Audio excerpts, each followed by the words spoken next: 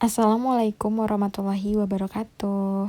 Alhamdulillah kali ini aku masih bisa share ke teman-teman semua. Di video kali ini aku mau sharing budgeting di bulan Desember.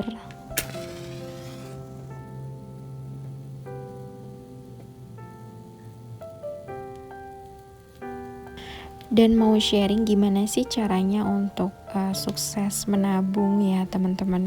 Sebenarnya di sini aku juga masih banyak belajar, dan yang paling susah itu memang konsistensi ya. Terus disiplin pada diri sendiri, itu sih yang menurut aku juga dulu sama ya teman-teman, kayak nabung tuh susah banget gitu. Tapi setelah menikah aku tuh coba buat beli-beli barang tanpa kredit. Jadi aku tuh coba nabung terus beli cash, dan itu tuh rasanya bener-bener jadi enak loh teman-teman. Jadi nggak ada beban buat kita. Nah, kiat sukses menabung kalau aku pribadi sih, yang pertama-tama buat tujuan dulu nih. Karena itu semacam tujuan ya, semacam mimpi kita gitu. Kita tuh nabung tujuannya untuk apa sih, untuk beli apa gitu. Ditambah kalau ditulis ya, lebih enak tuh ditulisin tujuan kita nabung untuk apa. Jadi kita tuh semakin termotivasi kan.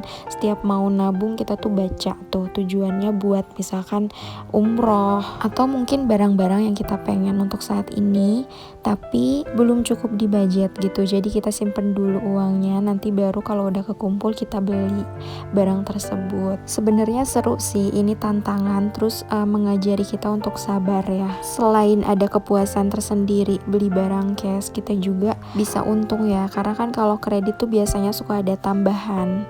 Terus kalau beli cash itu insya Allah lebih murah ya teman-teman. Nah, terus kalau pengen tahu berapa budget kita untuk bisa nabung, sebaiknya dirinci dulu ya teman-teman. Jadi kayak bikin budgeting tiap bulan kayak yang aku bikin saat ini. Jadi lebih terperinci gitu, kita tahu berapa pendapatan kita, terus nanti apa aja pengeluaran kita, baik itu pengeluaran yang wajib maupun yang tidak tetap ya, atau yang berubah-ubah gitu, seperti kayak belanja bulanan, belanja mingguan. Kita bisa atur dari situ, terus nanti kita bisa save sisanya. Terus menabung di awal ya. Nah, maksud menabung di awal di sini bukan berarti kita pengen misalkan tujuan nabung kita mau beli mobil misalkan, terus kita budget tuh sebulan nabung 1 juta, padahal di sisi lain penghasilan kita tuh 2 juta 1 bulan. Nah, itu kayak gak seimbang aja sih ya. Jadi pengeluaran kita kan, kebutuhan kita banyak gitu. Jadi rinci dulu apa kebutuhan kita. Nah, dari situ bisa diatur ya. Kayak misalkan kebutuhan bulanan nih yang bisa diatur. Terus kebutuhan mingguan juga. Pasti dong ya, selalu ada yang harus dikorbankan ketika kita pengen sesuatu. Ya, anggap aja kayak nyicil kredit, padahal kan kita nabung gitu. Nah, terus kuncinya apa sih gitu kan? Sebenarnya semua orang juga udah pada tahu ya, kuncinya itu adalah konsistensi dan disiplin pada diri sendiri. Nah, di sini aku bakal bahas ya nanti di akhir video. Nah, sekarang lanjut dulu ke budgetingnya ya. Kali ini suami aku gajiannya sebesar 5.600.000. Alhamdulillah. Di sini ada uang lemburan sama uang sampingan, cuman aku nggak masukin karena uangnya kadang ada kadang enggak ya. Jadi aku nggak masukin di sini untuk kebutuhan bulanan. Nah, untuk pengeluaran seperti biasa, 3 poin utama yaitu sedekah 150.000, terus untuk orang tua. Nah, untuk orang tua ini sama kayak sedekah juga ya teman-teman. Aku budgetkan 600.000. Ini tuh bisa berupa uang ataupun ngasih apa gitu, makanan kesukaan. Jadi nggak harus uang aja ya teman-teman. Nah, untuk nabung di sini aku anggarkan 800.000.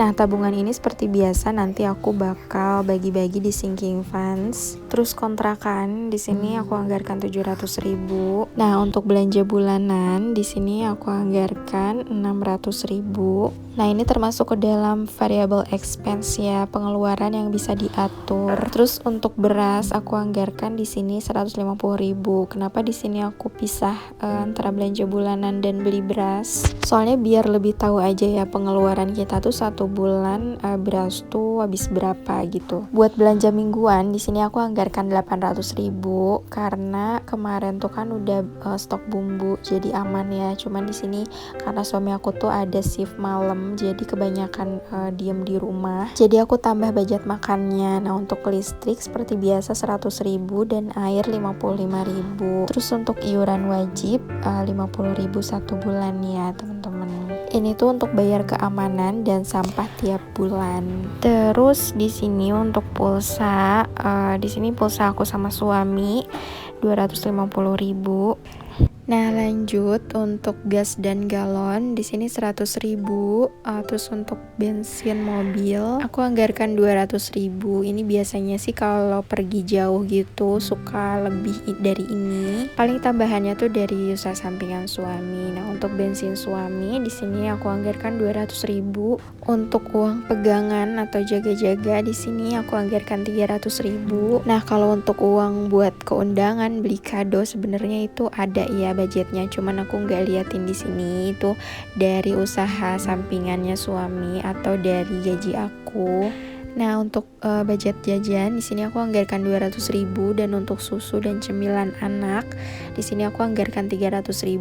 Nah sekarang aku tuh ngebudgetin susu dan cemilan anak karena di sini lumayan ya, Zia sama Zain mulai suka ngemil gitu dan aku mau cobain Zain buat pindah ke Sufor ya, susu formula karena kan bentar lagi 2 tahun lulus ASI. Jadi aku mau sedikit coba pindahin dia ke Sufor. Nah kalau Zia itu dari dulu tuh sebenarnya udah pernah ya, semenjak di Sapi aku alihin ke Sufor, cuman karena anaknya kurang suka jadi sampai saat ini tuh dia pakai yang UHT. Jadi kadang suka kadang enggak gitu. Jadi aku lebih prefernya ke UHT, lebih stok susu UHT gitu. Nah ini aku sengaja ya beli-beli yang kayak gini tuh untuk set journaling.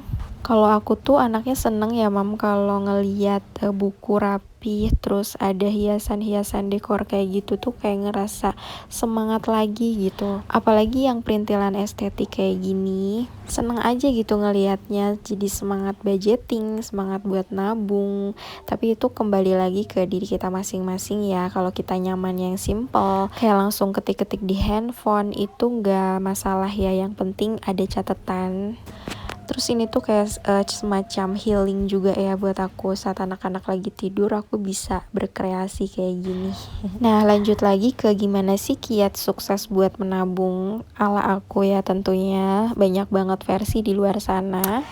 Nah kalau dari aku sendiri sih kuncinya itu konsistensi dan disiplin pada diri sendiri. Sebenarnya ini sih yang paling sulit. Gimana caranya buat disiplin, buat konsisten? Sebenarnya itu ada dalam diri kita sendiri ya kuncinya. Menurut aku sih niat dan mimpi ya. Kita tuh bebas bermimpi sebanyak-banyaknya. Bahkan kalau perlu tuh rinci ya mimpi kita gitu. Aku tuh seneng banget gitu ya nulisin dari zaman sekolah mimpi aku tuh diurut gitu. Nomor 1 aku pengen ini, nomor 2 aku pengen ini, nomor 3 mimpi aku pengen kayak gini, dan seterusnya gitu. Meskipun itu kelihatannya mustahil gitu, tapi Masya Allah semuanya sedikit-sedikit terwujud. Nah terus di sini ada kuncinya juga sih. Intinya selalu mau berusaha dan berdoa, terus berbuat baik aja dan hidup sederhana aja sih menurut aku. Dan let it flow gitu. Hidup sesuai kemampuan itu lebih bahagia loh teman-teman. Kayak di hadis yang mau aku share saat ini, Allah memberi rahmat kepada seorang hambanya yang sudah berusaha dengan baik membelanjakan secara tidak berlebih-lebihan dan dapat untuk menyisihkan kelebihan hartanya untuk menjaga saat miskin dan sedang membutuhkan. Hadis riwayat Bukhari Muslim. Jelas dan nyata ya teman-teman. Sebenarnya tuntunan hidup kita tuh sudah ada petunjuknya, tinggal kita sendiri yang mau nggak belajar kayak gini gitu, biar kita hidup lebih baik lagi dari sebelumnya. Karena hidup itu terus berproses ya, nggak mungkin langsung instan kayak bikin mie. Nah di sini aku mau masukin uang dan seperti biasa aku pakai dompet ini dari Dompet Pintar. Ini warnanya cute banget ya teman-teman. Aku suka banget sih sama warnanya, calm. Dan seperti biasa di sini aku mau masukin ke pos-pos yang ada. Bagian yang paling semangat ya, seru sih kalau masukin uang ke dalam dompet kayak gini tuh. Berasa kaya sehari. Habis itu ya dibayar-bayarin ya kan. Tapi Masya Allah Alhamdulillah bisa tercukupi. Intinya juga jangan lepas dari bersyukur ya teman-teman. Berapapun penghasilannya, berapapun pendapatan suami kita, syukuri. Dan jangan banding-bandingkan penghasilan kita dengan orang lain. Karena Allah sudah menakar ya, kita dikasih rezeki segini berarti kita bisa cukup gitu dengan rezeki tersebut. Nah, kiat yang terakhir untuk sukses menabung kalau dari aku sendiri sih lebih perbesar usaha dan investasi ya teman-teman. Sebenarnya untuk memulai usaha itu nggak mudah ya, sama kayak aku kok, semuanya berproses dari nol. Aku juga dulu kerja nggak ada hentinya, kerja terus gitu ya, belum tahu jati diri aku tuh seperti apa dan passion aku di mana gitu. Ketika aku kerja karena aku tuh butuh gitu, jadi aku tuh nggak bisa menemukan passion aku di situ gitu. Nah setelah aku keluar kerja, di sini aku mulai coba untuk berjualan. Dan memang seperti biasa jualan itu nggak langsung laku gitu. Pasti awal-awal nggak akan ada yang beli atau kurang laku. Menurut aku itu hal yang wajar. Bahkan sampai aku tuh coba berulang-ulang ya, jualan ini, jualan itu gitu. Dari jualan fashion, jualan makanan, jualan cemilan. Hasilnya tuh memang alhamdulillahnya cukup. Cuman kayak sulit untuk berkembang gitu. Terus ada aja halangannya. Nah, gak berhenti di situ, aku tuh terus gali aja gitu, apa kemampuan aku, apa bisa aku, dan apa kesukaan aku. Nah, di sini aku mulai coba deh bikin video, karena aku kan seneng banget ngedit ya teman-teman, atau bikin videoin anak-anak kalau dulu gitu, di-share ke Instagram. Terus bikin video yang niat gitu, padahal cuma untuk memori aja sih, buat kenang-kenangan. Alhamdulillah pas aku coba di YouTube ini, mungkin rezekinya di sini, Allah bukakan rezeki di sini. Alhamdulillah masih bisa konsisten gitu sampai saat ini. Nah, buat teman-teman juga sama ya, jangan pernah menyerah, jangan pernah putus asa, terus aja gali, coba lagi sampai nemuin titik dimana kalau ini tuh passion aku gitu. Kalaupun kita bekerja tapi itu bukan passion kita, bekerja hanya untuk memenuhi kebutuhan hidup. Insya Allah kalau kita tekun, kita rajin, dan kita selalu ingin menjadi lebih baik, insya Allah bakal ada hasilnya ya teman-teman. Entah itu naik jabatan atau diangkat karyawan dan sebagainya. Karena usaha itu gak akan pernah mengkhianati hasil ya. Nah itu dia yang awalnya aku susah buat nabung, tapi sekarang udah jadi habit. Balik lagi ke sinking funds. Nah tadi tabungan yang 800.000 aku masukin ke sinking funds di sini. Seperti biasa karena budgetnya nggak sesuai sama daftar sinking fund yang aku bikin, jadi aku masukin ke pos-pos yang sekiranya benar-benar dibutuhkan untuk saat ini atau urgent. Nah yang pertama di sini untuk pajak mobil dan motor, aku simpan 100.000 karena alhamdulillah pajak mobil aku sama kayak pajak motor ya, jadi nggak terlalu besar. Makanya penting juga ya pertimbangkan tuh kalau beli mobil tuh pajaknya tuh bisa masuk di budget atau enggak. Terus ini aku nabung buat kontrakan 700.000. Nah biasanya aku tuh nabung di sini aja ya teman-teman. Nanti kalau udah kekumpul 1 tahun baru di store.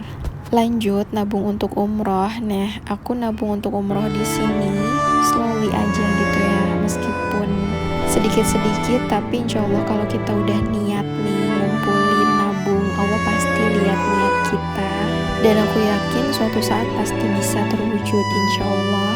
Nah next, di sini untuk kurban, aku sengaja nabungnya 2 kali lipat karena niat aku insya Allah di tahun ini pengen kurban sih. Kalau udah kekumpul setengahnya juga nggak apa-apa, toh nanti bisa ditambahin. Nah salah satu kuncinya juga ya teman-teman, ketika kita pengen sesuatu di dunia ini gitu, jangan lupakan apapun yang berhubungan untuk bekal akhirat ya teman-teman. Kayak sedekah semampu kita, terus pengen berkurban, kita usaha buat nabung gitu. Karena dengan bersedekah itu yakin aja gitu, rezeki kita pasti Allah jamin akan bertambah. Dan alhamdulillah nyata gitu, sama kayak apa yang aku alamin sekarang. rezeki itu datang dari mana aja, Masya Allah. Nah ini untuk dana darurat, aku masukin 100.000, kemarin tuh ada sisa 350, jadi total semuanya 450.000, yang alhamdulillah di bulan kemarin itu nggak kepake. Kalau aku sih nabung gak memaksakan juga ya, asalkan kitanya konsisten. Nabung sedikit-sedikit juga nggak apa-apa, semampunya kita aja gitu, daripada menabung banyak tapi memaksakan, itu hasilnya bakal nggak akan berhasil. Aku juga pernah coba sih nabung sekali banyak, tapi ujung-ujungnya keambil juga gitu, karena aku terlalu maksain buat nabung gitu, sementara kebutuhan yang lainnya terlupakan. Jadi ya ujung-ujungnya gagal lagi.